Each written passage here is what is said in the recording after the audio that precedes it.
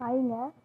பாலிட்டிக்கு வந்துட்டு ஸ்கூல் புக்கை தவிர எக்ஸ்ட்ரா வேறு என்ன படிக்கிறது அப்படிங்கிறத வந்துட்டு இந்த வீடியோவில் பார்க்கலாம். ஃபஸ்ட்டு இந்த அட்டவணைகள், பகுதிகள், அப்புறம் சட்டத்திருத்தங்கள், குழுக்கள்ங்கிறது என்னென்னா 2 பேர் 3 பேர் சேர்ந்துக்கிட்டு ஒரு குழு அமைச்சு ஒரு இதை வந்துட்டு ஆய்வு பண்ணுவாங்கள்ல, அந்த மாதிரி அமைக்கப்பட்ட குழுக்கள். அப்புறம் லோக்பால், லோக் ஆயுதா, அப்புறம் மத்திய புலனாய்வு ஆணையம், மத்திய புலனாய்வுத்துறை, தகவல் ஆணையம்.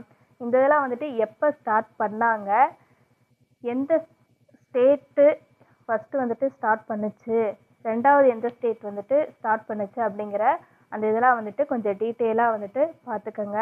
இதுக்கப்புறம் பார்த்தீங்க அப்படின்னா முக்கிய வழக்குகள், அதாவது ஒரு கேஸை வந்துட்டு எதிர்த்து வந்துட்டு கேஸ் போடாத ஒரு தீர்ப்பு வந்திருக்கும், அதை எதிர்த்து வந்துட்டு இன்னொரு கேஸ் போட்டு அதை வந்துட்டு என்ன தீர்ப்பு வந்துச்சு அப்படிங்கிறதான் வந்துட்டு இந்த வழக்கு.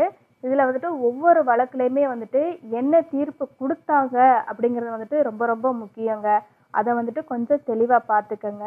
இதுக்கப்புறம் என்ன பார்க்கணும் அப்படின்னா, துணை குடியரசுத் தலைவர்கள், குடியரசுத் தலைவர்கள் இவங்களோட பேரெல்லாம் வந்துட்டு கரெக்டாக பார்த்துக்கோங்க.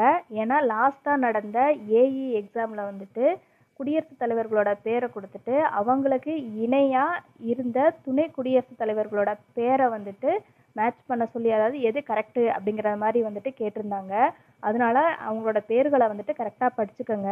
இது இல்லாமல் வந்துட்டு தேசிய கட்சிகள் அவங்களோட சின்னங்கள் என்னென்ன அப்படிங்கிறத வந்துட்டு கேட்பாங்க, அதையும் முக்கியமாக பார்த்துக்கோங்க. நிதி ஆயோக் வந்துட்டு கண்டிப்பாக படிங்க. இந்த கொஷின் வந்துட்டு இல்லாத கொஷின் பேப்பரே கிடையாது, ரொம்ப ரொம்ப முக்கியங்க. இது வந்து எப்போ ஸ்டார்ட் பண்ணாங்க, அந்த டேட் என்ன, அதோட தலைவர் யார், அதோட உறுப்பினர்கள் யார் யார் அப்படிங்கிறதா வந்துட்டு ரிப்பீட்டடாக கேட்குறாங்க. அதனால் இது வந்துட்டு முக்கியமாக படிச்சுக்கோங்க. இது படிக்காமல் போயிடாதீங்க.